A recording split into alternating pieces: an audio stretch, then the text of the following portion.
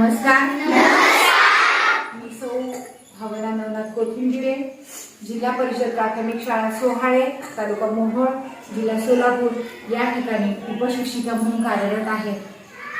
सध्या देशभरामध्ये मुलींचे जे अत्याचार चाललेले आहेत तर त्याविषयी मुलींना मार्गदर्शन करण्यासाठी माझ्या शाळेमध्ये मी एक कार्यशाळा घेतलेली आहे आणि माझ्या या कार्यशाळेचा आजचा विषय आहे गुड टच आणि बॅड टच.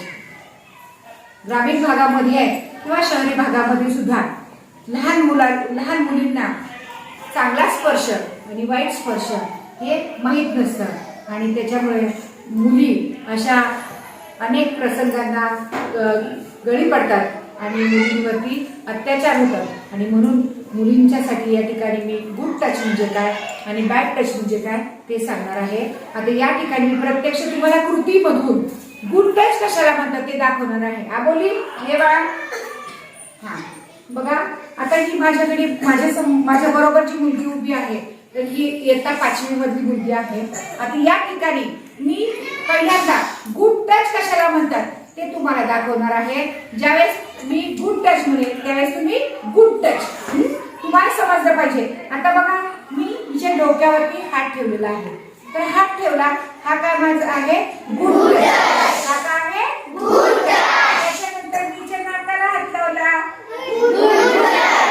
नाकाला हात लावला म्हणजे गुड टच. नंतर हिच्या गालांना हात लावला गुड टच. हिच्या गालांना हात कसा लावला बघा त्याला काय म्हणायचं गुड टच. त्याच्यानंतर मी हिला शेक हँड केलेला आहे गुड टच. मग समजलं तुम्हाला गुड टच म्हणजे काय. आता बॅड टच. बॅड म्हणजे वाईट आणि टच म्हणजे स्पर्श.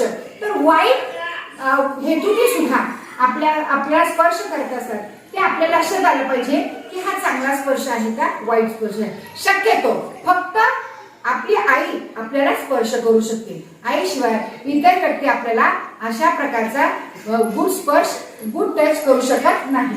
आता बघा मी या ठिकाणी या मुलीला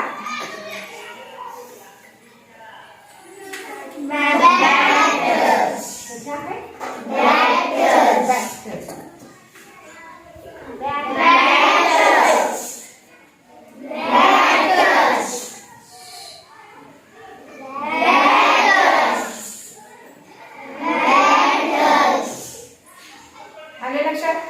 हा तेजस्विनी, आता मी सांगितलेलं गुड टच आणि बॅड टच तुझ्या लक्षात आलं.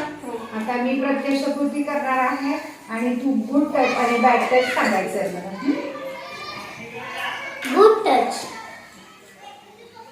Bad touch, good touch, good touch, bad touch,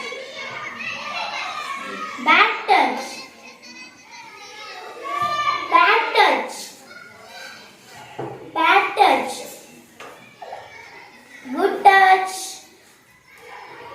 bad touch, bad touch, bad touch. तुला स्पर्श करणार तू मला सांगायचं गुड टच कोणता आणि बॅड टच कोणता. Good touch, असं करायचं. good touch, good touch,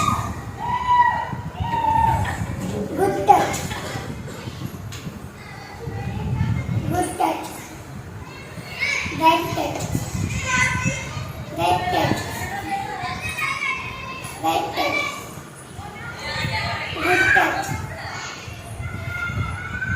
bad touch, bad touch, bad touch. Very good. मॅडमनी सांगितलेलं गुड टच आणि बॅड टच बद्दल. म्हणजे मॅडमनी सांगितलं तुम्हाला सगळ्यांना लक्षात आलं असेल गुड टच कशाला म्हणायचं आणि बॅड टच कशाला म्हणायचं. जर तुमच्या बाबतीत असं गुड टच किंवा बॅड टच मध्ये जर तुम्हाला वाटलं की आपल्याला हा स्पर्श बॅड टच वाटतोय तर तुम्ही तो गप्प बसायचं नाही किंवा घाबरून देखील गप्प बसायचं नाही.